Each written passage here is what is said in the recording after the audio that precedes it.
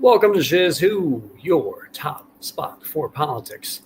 And my role in bringing you the best of politics requires your role as a consumer of SchezzWho.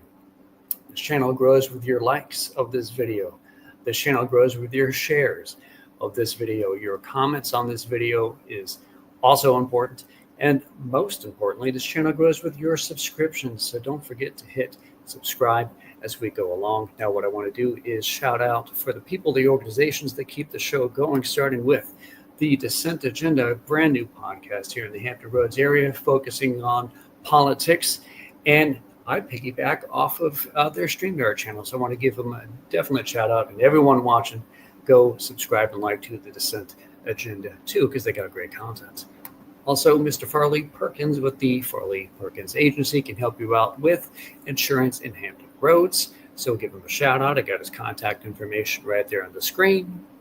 If you're in the mood for some nice Southern food for dinner, 2 locations in Hampton Roads, one in Portsmouth Boulevard and Virginia University on Indian River Road in Virginia Beach. For Ellen's Homestyle and Barbecue Express, great food there. And afterwards, hit up ELG Sweet Boutique, a confection place in Portsmouth, right there on High Street. Don't want to forget my good friend, Mr. Seiko Varner, who brought me into doing podcasting. His business, Positive Lives Incorporated, can help you with a lot of money issues.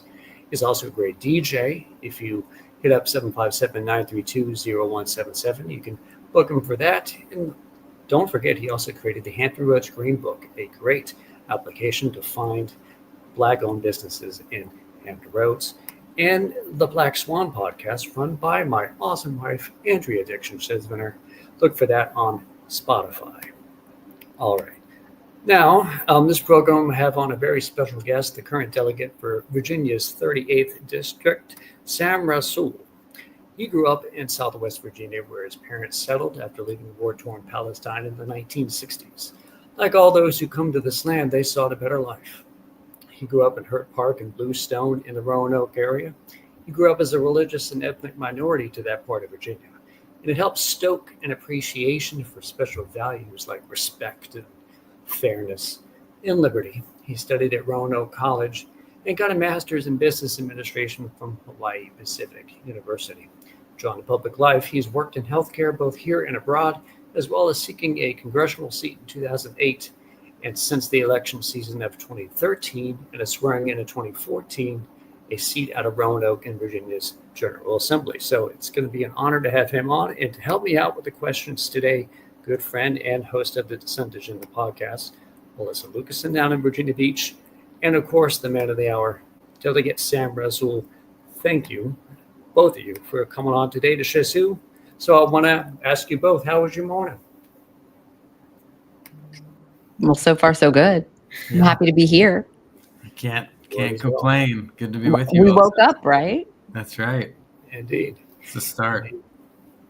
So, SchezzWho aims to be, of course, the Virginia's top spot for politics. So, Delegate, tell me a little bit about your slice of Virginia. Where does the 38th cover, and what are some of the demographics? Well, I'm the only Democrat in the western half of the state in the legislature. And so I'm this little blue dot in a sea of red. But look, I grew up out here, so we're very used to the greater Roanoke Valley, out in the mountains, maybe 4 or 5 hours from the 757. We certainly are used to it. But being this kind of the larger city in the western half of the state, we've got a decent eclectic mix of some folks. But we have a long way to go to try to have some more fruitful conversations and bring the rest of, Appalachia along with us. It's really impressive that you are I think it speaks a lot to you as a candidate that you were able to win that seat in that environment. I'm familiar with the Roanoke-Lynchburg area as well, even though I haven't ever lived there, but familiar. I used to do business out there a long time ago. But I actually am a small business owner in Virginia Beach. And one of my questions for you is, in your district, what are some of your favorite organizations to work with and businesses that you patron? Do you have any favorite recreation spots, because the mountains are up there and it's great? Yeah, you know what's great about this area is that it's a great place to raise a family. We have traffic for like 15 minutes from 5 to 5:15 every day. That's about it. What a dream. I know. And then, you've got world-class kind of hiking and biking within 10, 15 minutes, no matter where you go. I love playing soccer with my kids and with some other folks and basketball. So those are between outdoor activities that keeps us busy.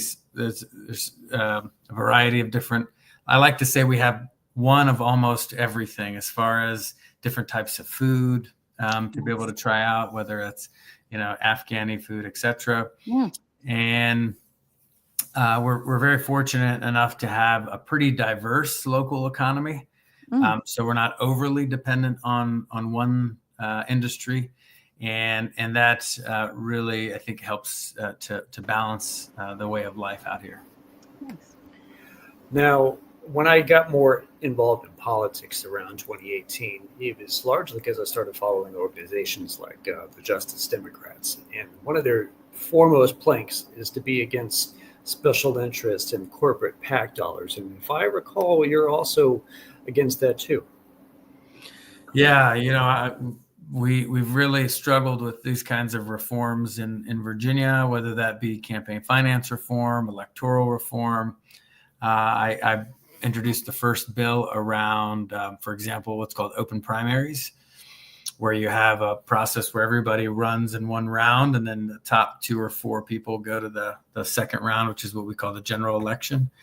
And it forces folks to, build relationships with people all across the spectrum, and certainly championing ranked choice voting, and then thinking through, how do we reject what I believe to be some of the most terrible dollars, which are Dominion and the utility companies that has just legalized theft here in Virginia.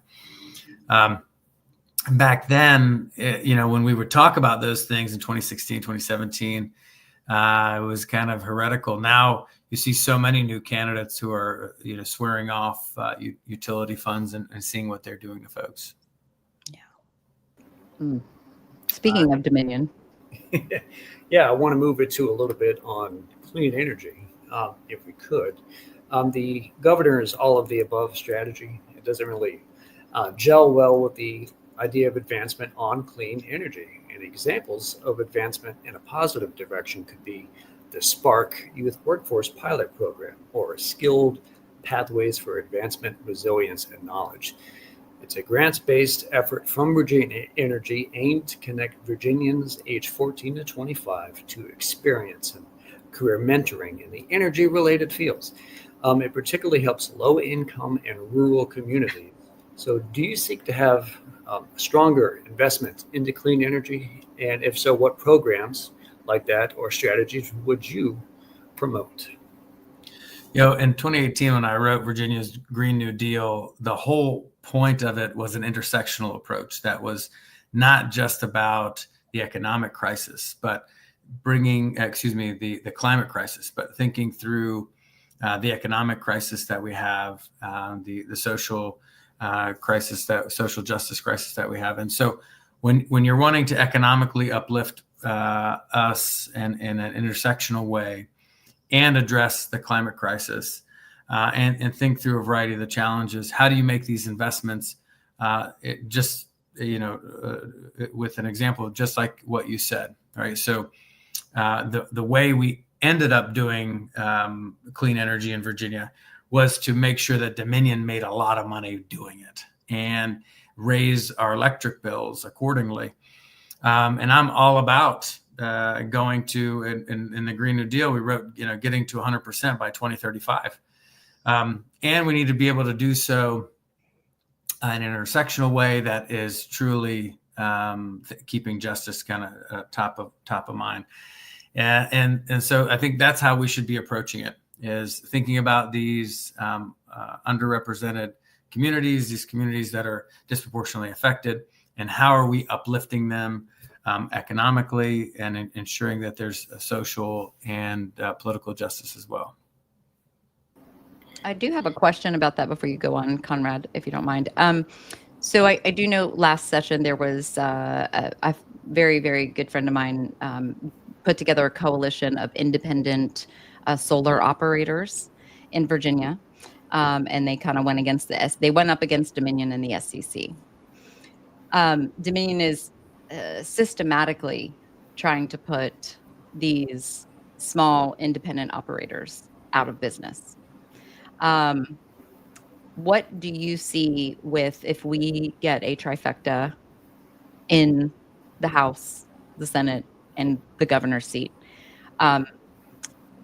Is that a plan of attack? Do you think the Democrats will go after? Is essentially going after that monopoly and the SEC and trying to stop Dominion from what they're doing? Yeah, I mean, I still think that Dominion and our side of state, Appalachian Power, are juggernauts across the General Assembly, regardless. They just pour so much money into things. We've certainly seen that being countered by Clean Virginia.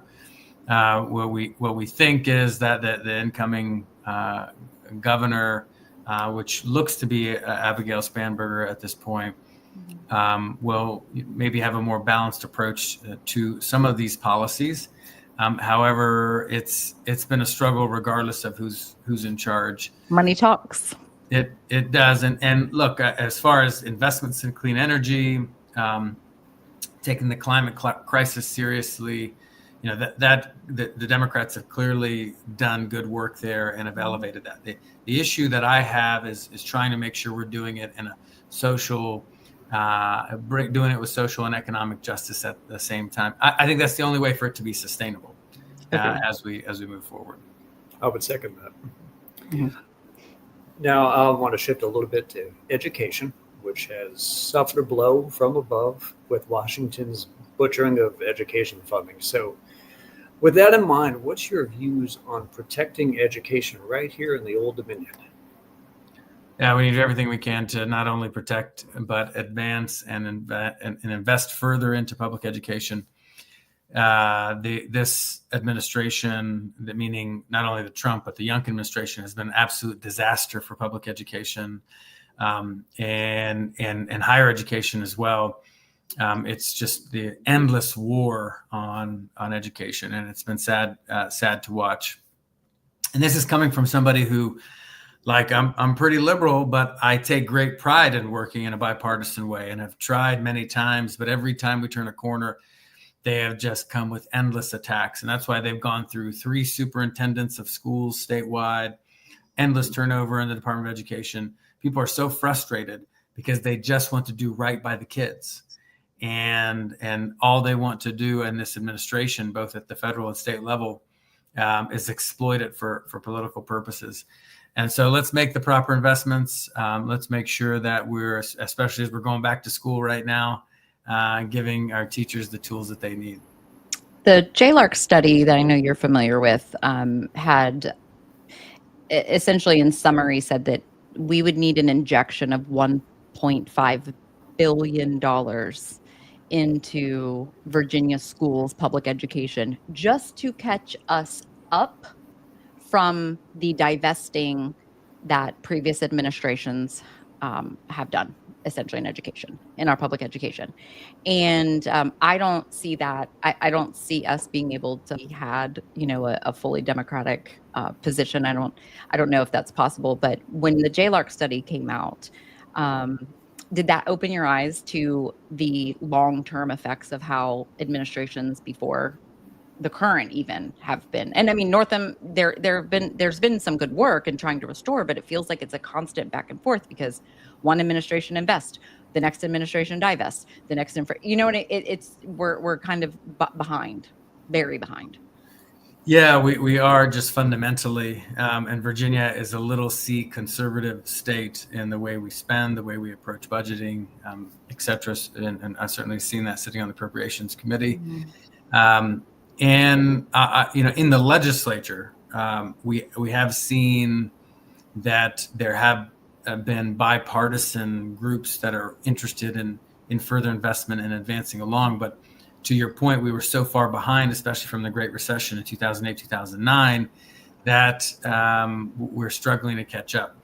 And one big item from the JLARC study, the JLARC study showed that our calculation, so at the state, we calculate how much should be invested in public education. Yeah.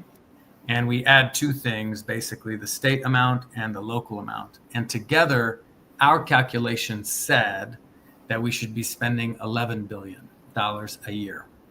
The actual spend is $17 billion a year, which means that localities are having to foot that bill.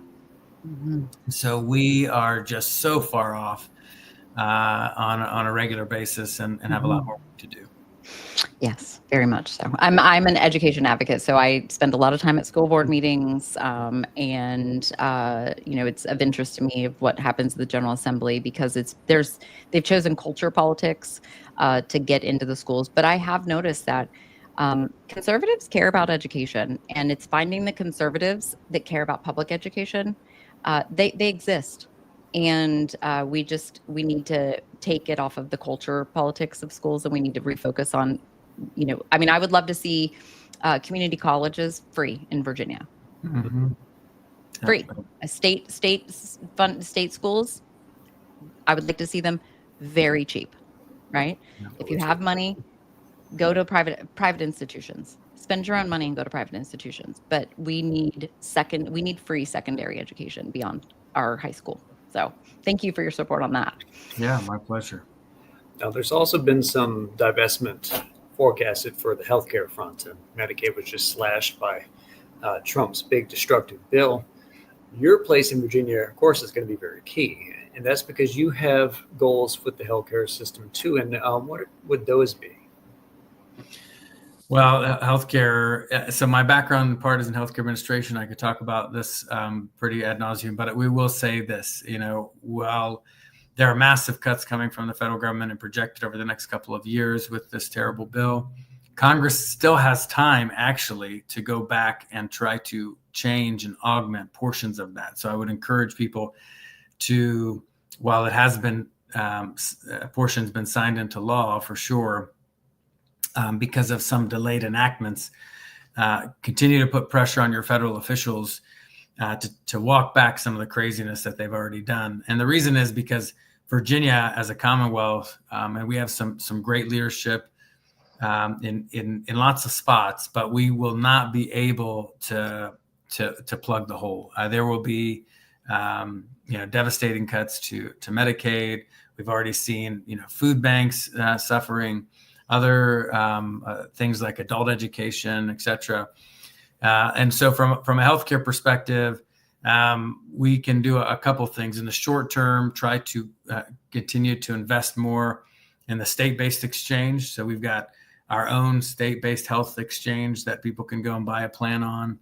That's projected to have an increase because of this terrible bill. Number two, we've got to shore up and make sure we save as many of these folks who are going to be impacted by the Medicaid cuts as possible. Especially having continuous care for children and not lapses in Medicaid coverage there. And then third, and there's certainly a lot more to talk about, but being out here, some of the most vulnerable populations are these rural hospitals. And so trying to make sure we're fortifying rural health care. Now, I also recently had a fantastic conversation with Rodney Nickens out of Chesapeake, who's running for Virginia's 90th. And it follows with a conversation I had with Ariza Hayes, who's running in Virginia's 52nd district. Both we discussed housing and how would you want to fight to make housing better here in Virginia?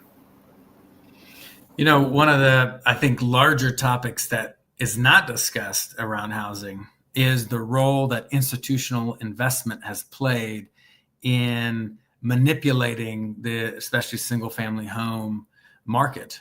And so what are we talking about? We're talking about multi-billion-dollar funds on Wall Street coming and buying these big portfolios of real estate.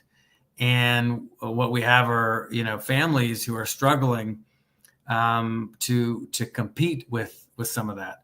and it just doesn't make a lot of sense. So, for example, here in Roanoke, we've seen such a sharp increase, but there's not more.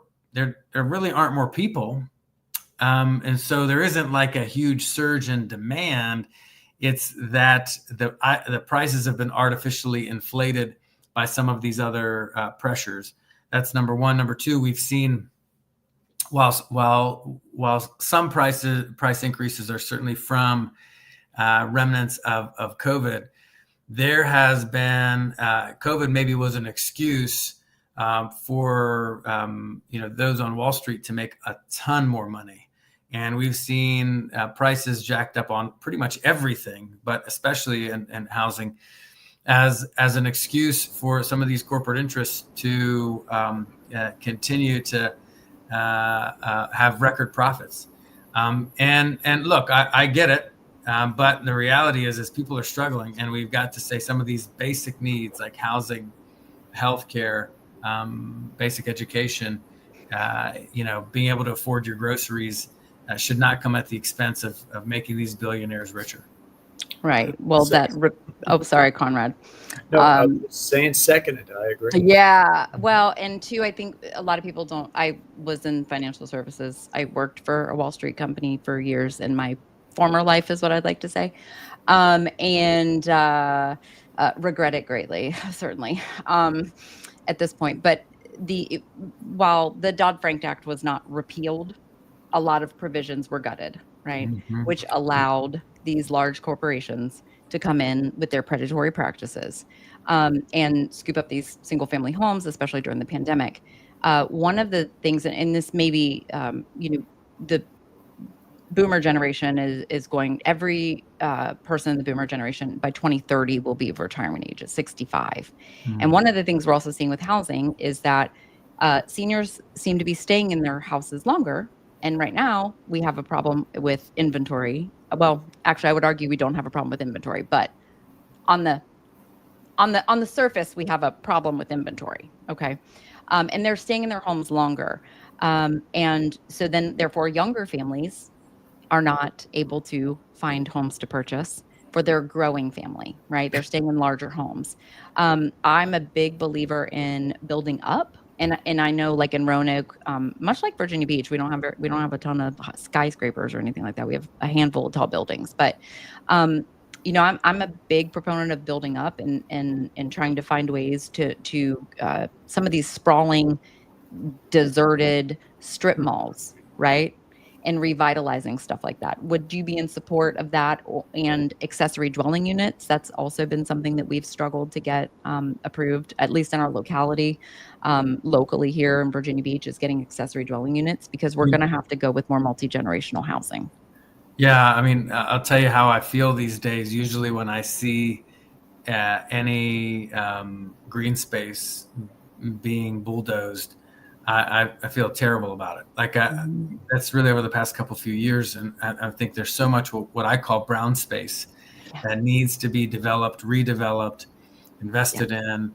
And if we're going to put incentives, let's put incentives into redeveloping brown space instead of destroying green space. And sometimes we're like sitting here destroying green space. It kills me, like when you see green space being destroyed for a new car dealership. Right. In 10 years, the way we buy cars is going to be completely different. It's just going to be blacktop, place, blacktop cities all over the place. So, being smart about urban development, thinking through, you'd mentioned accessory dwelling units. I mean, all of this makes great sense. And I know more and more people, as they're aging, would much rather live in an accessory dwelling unit on the lot of their child than.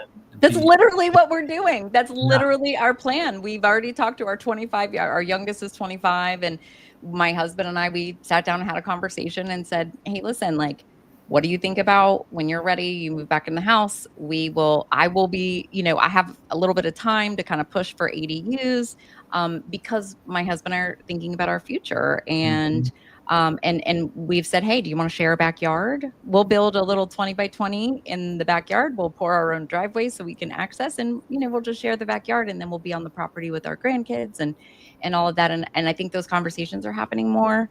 And it doesn't matter what your party position is. I think this is a real, these are real discussions everyone's having, regardless of where you fall on the political spectrum. Absolutely. Delegate, I'm curious what a Virginia Marshall Plan for Moms is and what it means.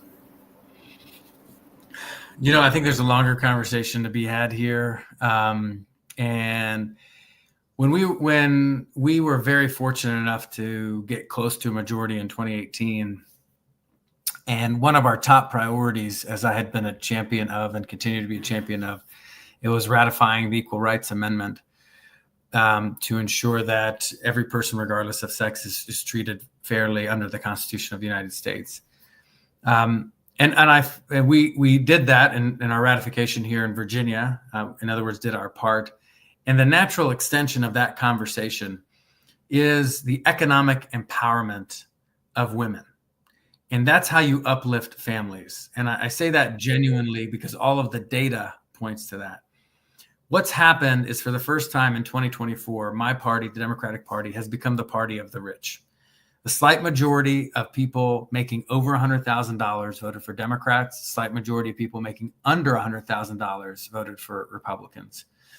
And we've lost touch with too many people. And I think we got to get back to some, socioeconomic roots that helped build this modern Democratic Party after the Great Depression, with policies like the New Deal, et cetera, and invest in that economic mobility. And we know that happens with women. As our party has become more affluent, we have become more averse to talking about socioeconomics and the dollars and cents.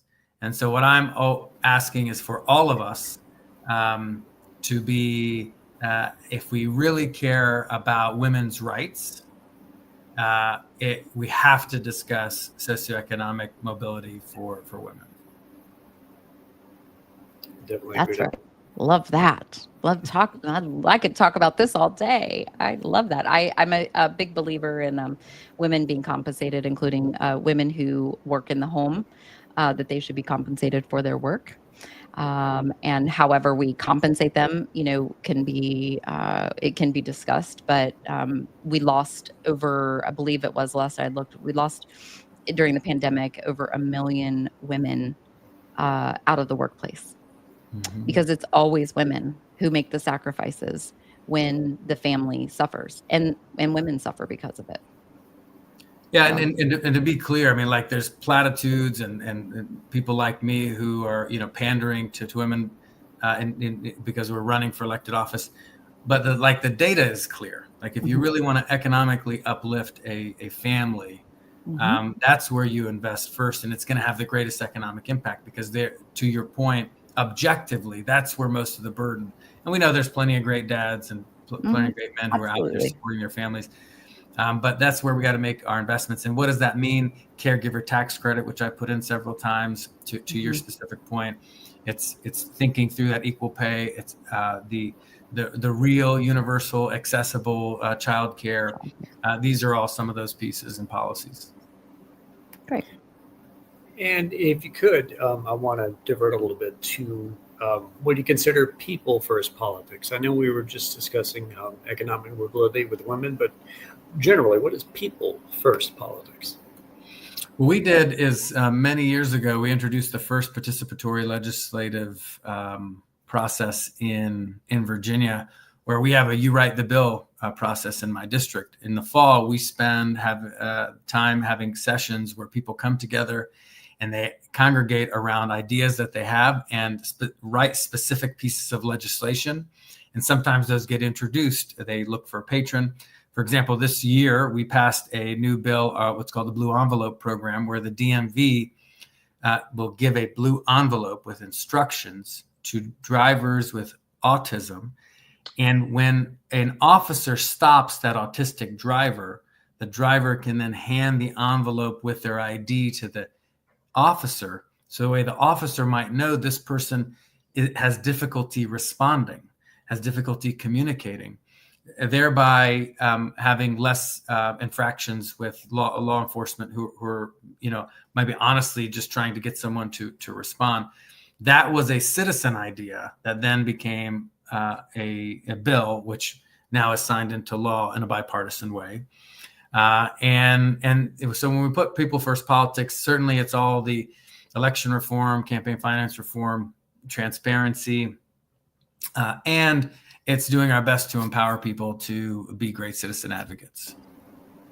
That's really wonderful. I was a huge fan of the blue envelope as an autistic person myself, low support needs. We had a situation in Virginia Beach where we had a traffic stop by a police officer. There was an accident actually, and he was an autistic young man, and it was bad, and he was in jail for a long time, and there was a huge movement to get him out of jail. And the interaction between police and that young man shouldn't have happened the way it did. Mm-hmm. Absolutely. So it's great folks like you and others who have ideas and bring those ideas forward. That's great. I didn't realize that was a citizen-led initiative, and that's really cool. Yeah, and hats off. Well, considering we don't have, Virginia is one of the 27 states in the country that does not allow citizen-led ballot initiatives. So when people talk about states' rights and they say, oh, well, let's just, I don't want to get into a states' rights discussion, but just on that point, right? My response to that is always actually 27 states don't allow the citizens to have a voice. So the fact that you open up the table for people to come in and do that, whether, it doesn't mean that the bill will pass. Right. But at least you're opening an avenue for people to feel like they're making an impact and they're bringing an idea to the table that somebody just hadn't considered before. Yep, absolutely. Thank you. And I second all the idea of empowering the people by letting them actually participate in government like that. And I'm also interested in the fact that I think you believe that a greater free press is good for democracy too, and that can work in tandem with an empowered populace. What's your overall stance on that? Well, especially, of course, under this administration, we've seen the press under attack regularly, and I don't want to go through a history lesson, but there's a reason why it's in the First Amendment, and this is an ultimate check, supposed to be an ultimate check on government and transparency.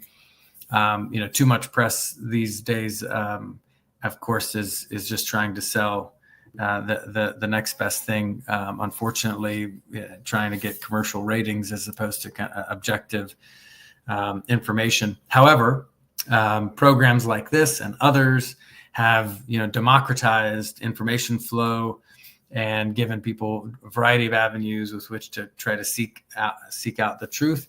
And we want to be able to protect those in the press and make sure that those avenues continue to serve us.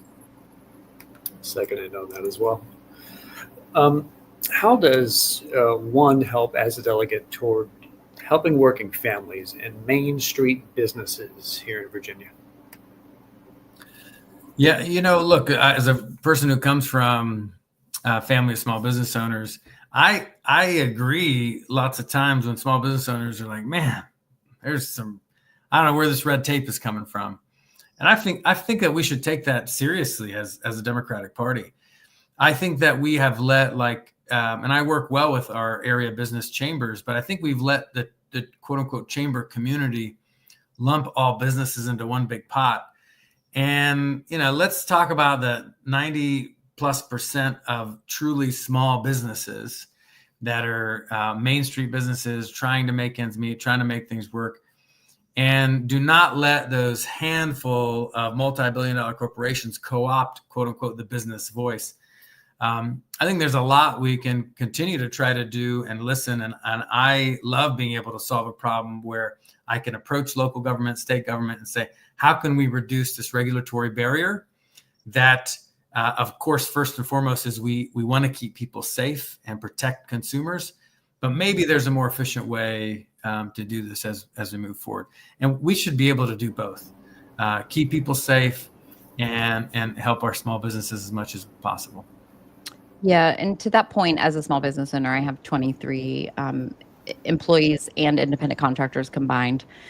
And we pay a $17 hour minimum wage. We pay 100% of our employees' health insurance.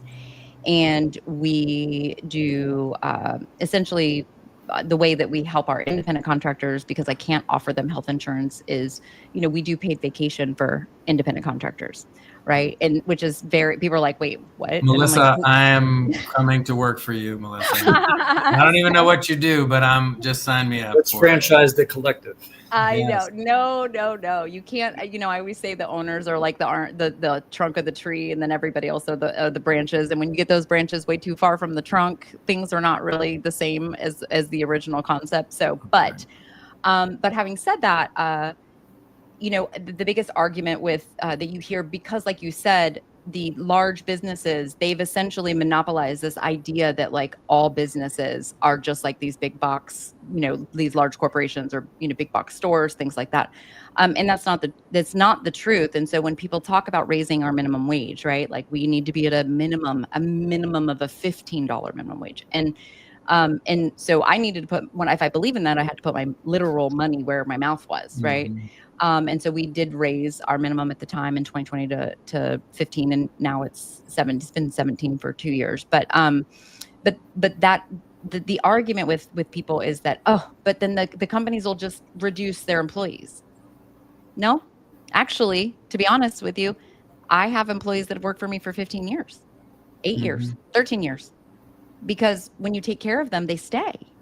A lot of the problem with this revolving door that employers have. And so the basis of their argument against these policies, what we need is more business owners like myself to speak up when they're offering this kind of thing, to show people that small businesses can do this with their employees. And you will be more rewarded for that. But I would also love to see tax incentives with the state for employers that are doing this for their employees, right? Because when health insurance premiums rise, last year I had to make a decision. We pay 100% of premiums, but we had to make a change to our plan. And then I offered, if you want to stay on this really, really, really good plan that we've had, I'm going to need a 20% contribution, right?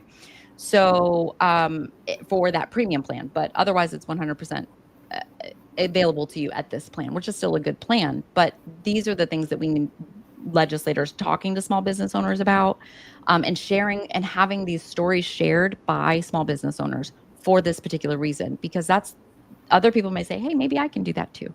Absolutely. Yeah. Yeah. So I completely agree.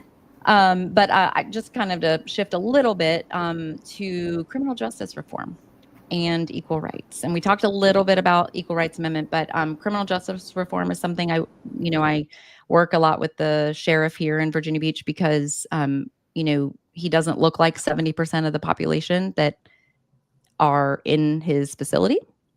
And I think that it's very important that that the people in power, especially in criminal justice, they are educated on the community that they serve.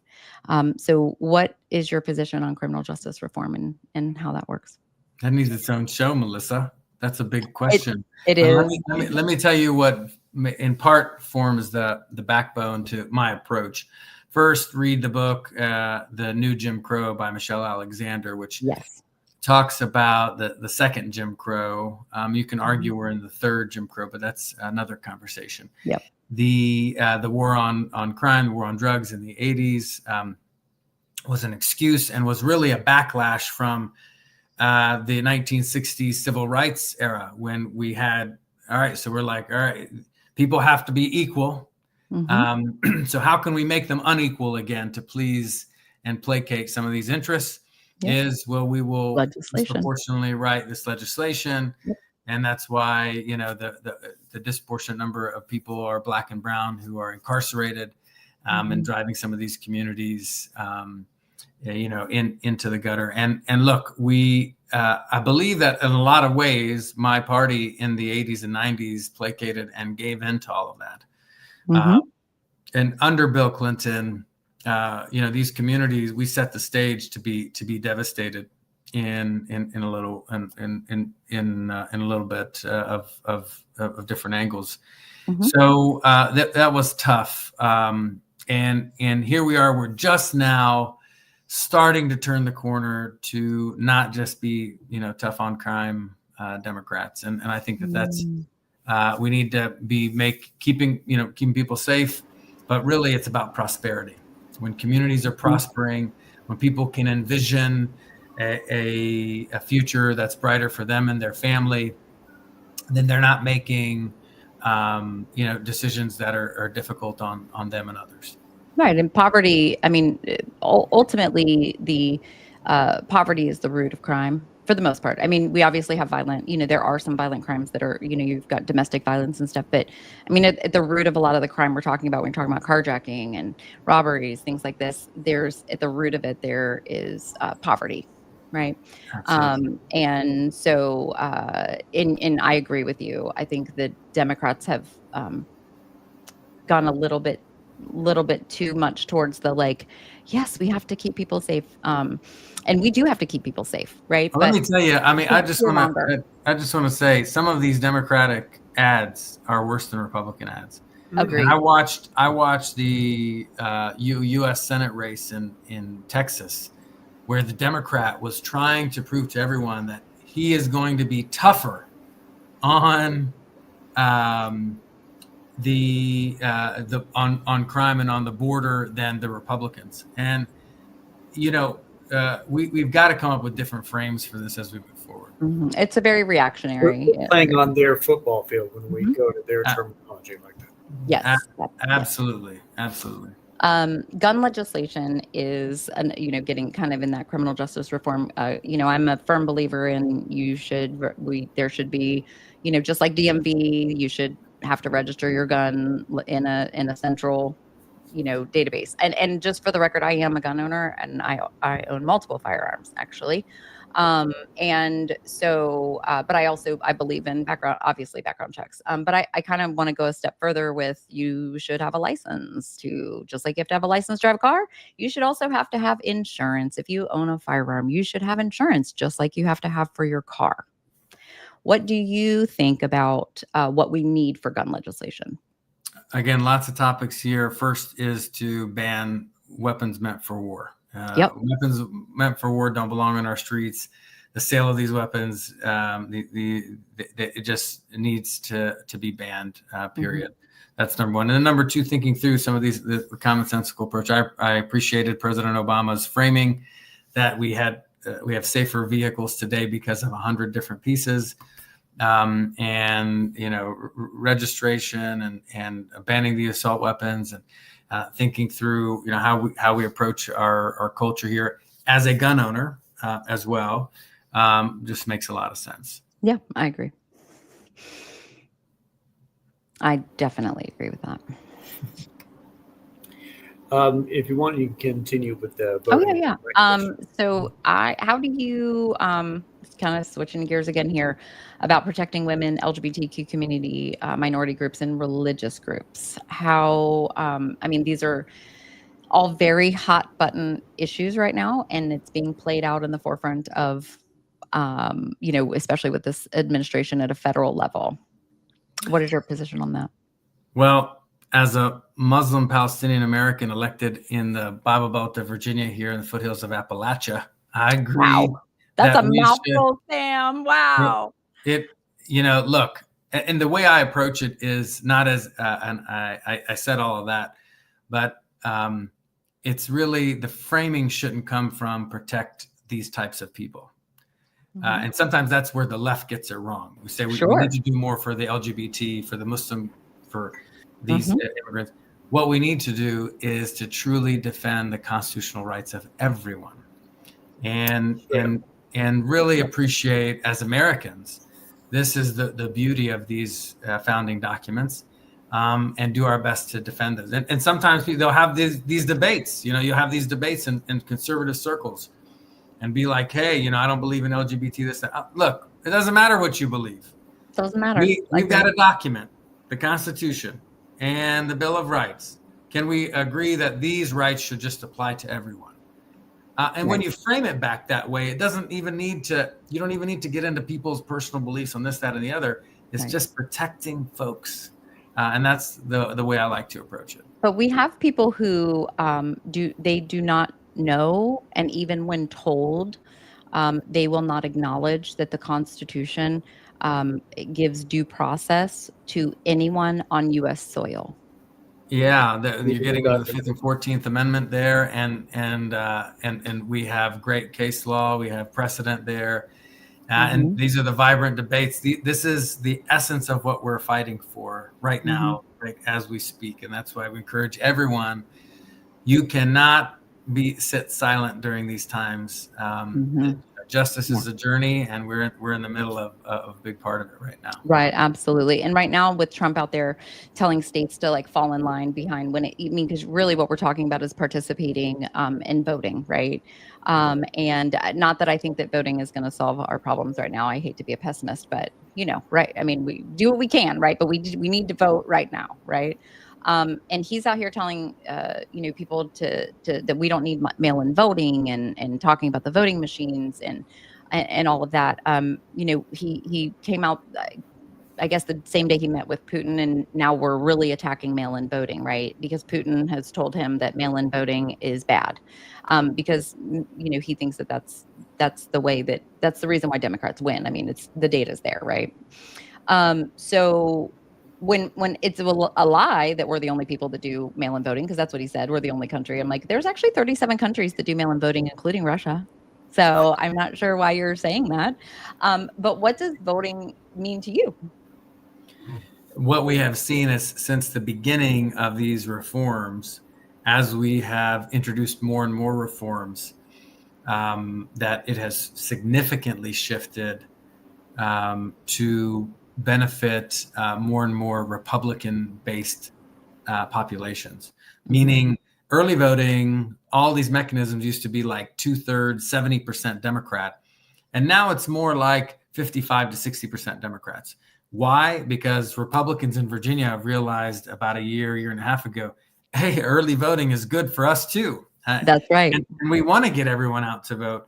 And so what you're seeing is a clear, just authoritarian play to scare folks and prime the pump for all kinds of craziness from elections perspective. And we just can't stand for any of it. Yeah. And Virginia Beach is very unique. So I don't know if you were kind of at the General Assembly with Governor Youngkin. I mean, obviously he's like the most vetoing governor, I believe, on record. And he actually vetoed twice the Virginia Beach city charters. Oh, we know all about it. Yes, I know you know. Okay. Yeah. So I have been part of the reason why you have met me at the General Assembly is because I was up there advocating for our voting system. And it's something that's very, very important to me. I'm probably in Virginia Beach. There's only a handful of us who have spoken publicly as many times as we have at different forums and community events about the 10-1 district system, because essentially the city of Virginia Beach was violating the Voting Rights Act of the federal law, the VRA, since 1966. Like they just, and flying in the face, like just didn't care, right? And so we are right now fighting to affirm the 10-1 district system. So I know that you are in an at-large in Roanoke. You have an at-large voting system. So many folks in Roanoke contend that at-large gives too much influence into affluent neighborhoods. We would say the same thing here in Virginia Beach, right? We have very wealthy east side because it's coastal based of our city. The lower socioeconomic status on the west side of our city, and pretty much for 60 years, the east side of the voters and the special interests of the east side, the waterfront, have controlled that narrative. Do you see that in Roanoke, and would you prefer at-large or district voting? You're trying to drag me into local politics. I knew you would do this to me, Melissa. But the reality is what I have seen objectively that works the best is a hybrid system where you ensure that each magisterial district, or in our case, wards, or quadrants, and in Roanoke City would be quadrants, are represented individually, and you have a number of at-large, the remainder that's at-large seats. And that way you get a good blend. And so I think that would probably be optimal right now. All of it's here at large, but ensuring that every corner has a voice is important. Mm-hmm. I think the conversation for me with Virginia Beach would be a little different with a hybrid system like what you're talking about, which I just am not in favor for at this point. But I think that the hybrid, I might have been okay, or I might have considered it had our city not been so egregious with their abuse of power. And so essentially I look at it like a federal judge smacked us on, gave us a discipline, right? And said, you go stand in the corner. And you have to do this because this is what is best for your voters. But the people that are pushing for a hybrid system here, I think my bigger issue is we're a city of 450,000 people. Not Roanoke doesn't touch that, right? No, and in population. I will say that 757 politics, that's a difficult sandbox over there. It is. We have this little sandbox over here, and people generally get along, and even across jurisdictions get along around here. But the 757 that's a different beast, and especially in Virginia Beach, you all have some interesting dynamics. That's for sure. Virginia Beach was a white flight city. Yeah. So, when you look at the history of our city, it took, I believe it took Virginia Beach 14 years to integrate schools fully integrate schools after Brown v. Board. So we have a very sordid history that people in Virginia Beach don't really want to address or acknowledge. And that has been reflected in our voting system. We tried in 1994 to change our at-large, and we had a senator put a substitute motion on the floor and say, that ballot referendum that everybody approved in that 1994 election, the voters didn't know they didn't understand the question. So we need to rewrite the question and do another ballot initiative in a midterm year in 1996, which essentially undid the 1994 ballot referendum, right? So thank you for your input. I have no idea what Roanoke is like, but I know that I am not in a fan of the hybrid system, at least for our community. But I think that's because of the abuses that have happened. Yeah. I think it's an important local conversation. What works best, most importantly, is just trying to make sure that what we call communities of interest, a legal term, have some voice at the table for sure. That's right. My next two questions are going to be definitely personal takes. I want to briefly mention that Texas Democrat Nicole Collier is effectively being imprisoned by Texas Republicans in the legislature. The Texas GOP is demanding that she sign a permission slip to leave and have police escorts. And I'm just thinking, if this happened in Virginia, if Democratic leadership somehow was keeping someone like, Amanda Batten against her will in the General Assembly building in Richmond, Republicans would be charging the place. It would be all over Fox News. And I'm thinking that we really need Democrats nationwide to change how they fight, because stuff like this is pretty infuriating. And I wonder if you have similar thoughts. Look, these are frontline struggles, and they need to be treated that way. When you see certain things happening, it is a tale of things to come in your neck of the woods. And as you all have heard me be very loud about the genocide that's happening in Gaza. They have been experimenting with weapons of war and surveillance technology. You've seen that here. You've seen the concentration camp that they want to build in Gaza. They're doing it in Alligator Alley down in Florida. Squashing of rights for a variety of activists and the apartheid system that's over there. It's playing out as we speak here. So when you see what they're experimenting to see what they can do in Texas, we're only a step away one way or another here in our neck of the woods. So we certainly need to be able to fight the good progressive democratic fight for sure. And some things are just plain wrong regardless. I second that. And my next question was actually going to be, as you just touched on it, I read about you on Zateo. I read about you in Virginia Scope because of your outspokenness on conflict, if you want to call it that, the tragedy that's going on in Gaza, the West Bank, other lands, and your perspective on it. It shouldn't necessarily need someone like yourself just because you have Palestinian heritage. It should be someone like Melissa and I to speak out on this as well and support your voice and not let them try to drive a wedge down the Democrat Party's center for no reason that it need not be, because this is human rights as plain as can be. And I want to give you the chance here to authoritatively set the record the way it needs to be. Yeah, I mean, look, the court of public opinion has really watched this genocide play out over the past 22 months and are seeing what happens here beyond the forced starvation and the relentless bombing, the killing of 100 Palestinians a day. Dozens of those are children. We have to ask ourselves how we got here. And it certainly isn't a Netanyahu problem, right? Netanyahu's just the figurehead at the top. There's an ideology, a supremacist ideology that believes that it can do whatever it wants, whenever it wants to. And, that criticism that you saw was around me saying that I believe that Zionism is evil. And there is, rightfully so, there are people who believe and have believed that Zionism is the right for people of the Jewish faith to have a safe homeland. And that makes a lot of sense in a lot of different ways. However, the manifestation of Zionism has been in occupation, has been in apartheid, in oppression, and now, worst of all, in genocide. This is how it actually plays out. So it doesn't even matter like how I define, how anyone else defines this.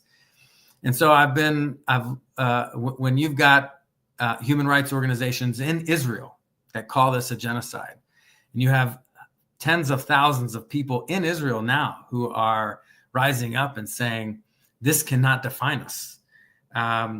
We, number one, have every obligation to say this is clearly not Judaism, the beautiful faith that is Judaism.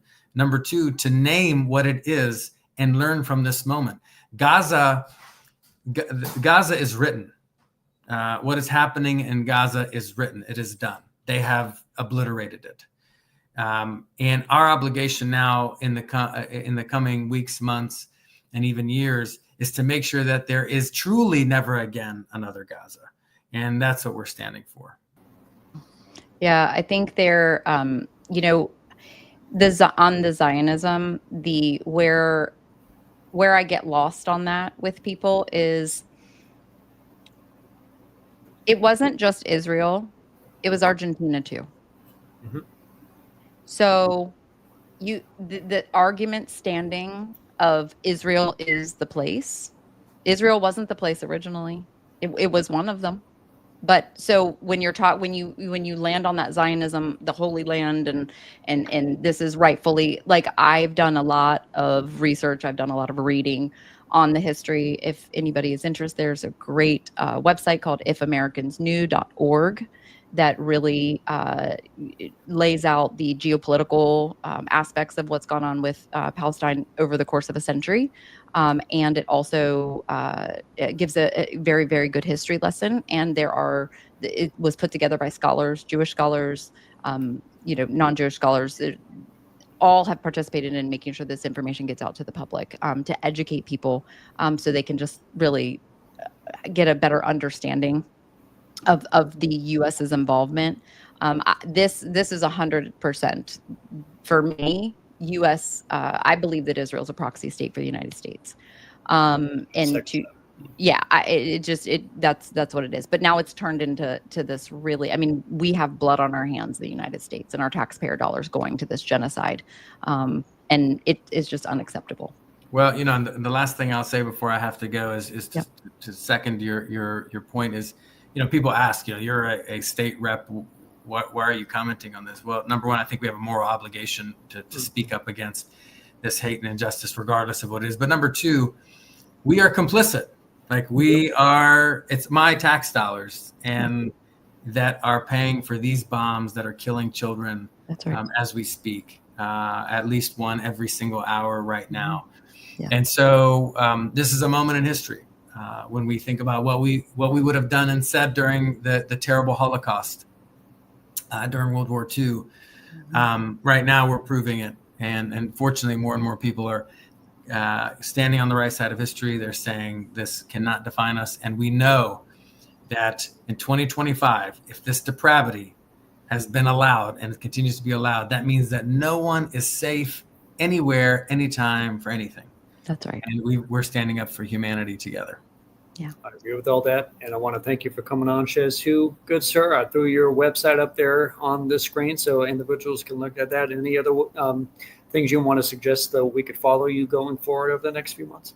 Well, look, over the next 76 days or so before Election Day, we're going to continue to lift up our voice, fighting hard for my folks here in Roanoke, for sure, but standing up for justice. And sometimes when we were fighting against the local pipelines, the largest natural gas pipelines coming through, we were struggling against our own party, whether it's Dominion Power, these others. Sometimes justice is difficult, and it takes its toll. But I believe that there's an awesome coalition of the willing that want to lift up the truth, and I appreciate you all for continuing to do that. 3 cheers for Delegate Sam Rasoul. Yes, it was great talking to you, Delegate Rasoul. Thank you so much for taking your time today. My Thank pleasure. you so much as well. And thank you, Melissa, for coming on today. Yeah, and thanks, Conrad. another great SchezzWho episode. And again, I want to also encourage people to go over to the Dissent Agenda, that YouTube channel, subscribe to that, and watch all those upcoming ones, because we're about to learn what really goes down in Virginia Beach. Yes, and I will put that link in the comments for folks so that they can come follow us, because we do touch on national on the Dissent Agenda, because kind of right now you just have to. But we definitely want to have a big focus, especially because of our 10-1 ballot referendum. We want to have a focus on local politics. And honestly, I just want too many people, in my opinion, they just follow federal. They don't follow state and local. And I think it should be inverted. I think we should pay attention to all of them. But I think that the engagement in local politics, if you're not at the table, then you're on the menu. It's important to know what these people are doing that affect our lives every day. You hit a pothole on your way to work, that's politics. Right? Indeed. So, all right, very good. Well, thank you, Conrad. Thank you for coming on. Again, thank you for watching SchezzWho. All your viewers, share it around, comment. We'll catch you guys next time. And of course, enjoy your day. Thank you.